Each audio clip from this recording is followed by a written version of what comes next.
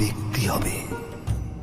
তুমি যেমন উঁচু পদে অধিষ্ঠিত হবে, তেমনি আধ্যাত্মিকতায় সমুন্নত হবে।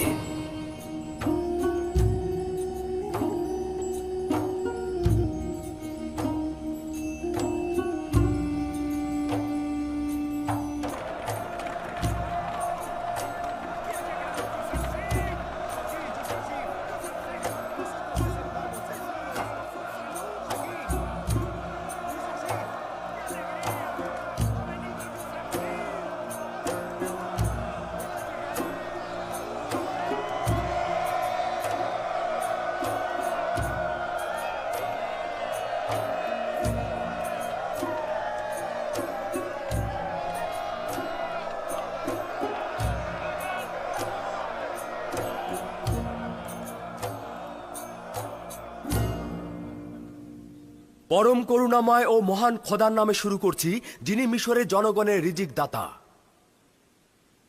বাল্য বয়সে মাননীয় মন্ত্রী আজিজে মিশর পুতিফারের জন্য একটি কিতাব পড়েছিলাম।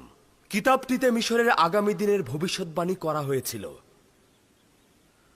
ওই কিতাবটিতে এমনটা লেখা ছিল যে এমন একদিন আসবে যেদিন মিশরের মূল কাঠামোর আমূল পরিবর্তন হবে, ধনী গরিবের নিজস্ব অবস্থানে পরিবর্তন হবে এবং এই ভিন্ন ধারা প্রতিষ্ঠায় রক্তক্ষয়ী সংঘর্ষ হবে। বিত্তশালীরা তাদের সম্পদ, রাজমহল ও গোলামদের হাতছাড়া করবে।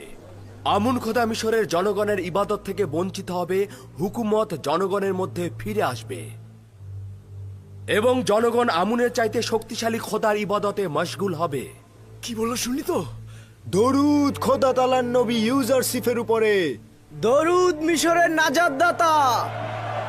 দরুদ দরুদ খোদা মিশরের তাআলার নবী। নাজাতদাতার উপর দরুদ। আর জনাব পুতিফারের খুব ইচ্ছে ছিল যে তিনি এই দিনটির সাক্ষী হবেন, কিন্তু বয়স তাকে সেই সুযোগটি দিল না। তবে আপনারা কিন্তু সেই ভবিষ্যৎবাণী প্রতিফলনের সাক্ষী হয়ে রইলেন।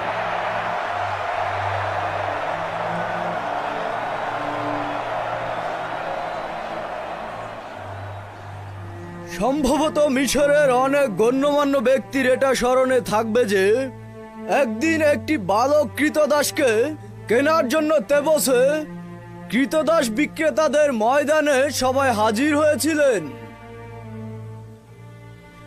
আজ সেই কৃতদাস বালক মিশরের সকল জনগণের মালিক।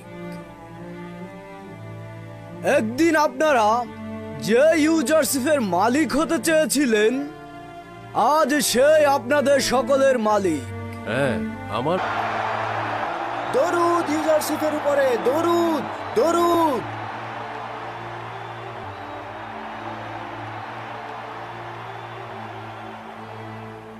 আজ আমি আপনাদেরকে এখানে ডেকেছি যে কারণে ইউজারশিপ ও মিশরের হুকুমতের গোলামি থেকেও আজ আমি আপনাদেরকে আজাদ করে দেব। প্রকৃতপক্ষে যারা একাত্মবাদী খোদার ইবাদত করে তারা অন্য কোনো হুকুমত ও কুদরতের কাছে মাথা নত করবে না। আজ থেকে আপনারা আজাদ, তাই আপনারা নিজেদের ও পরিবারের গোলামি থেকে মুক্তির সনদ গ্রহণ করবেন।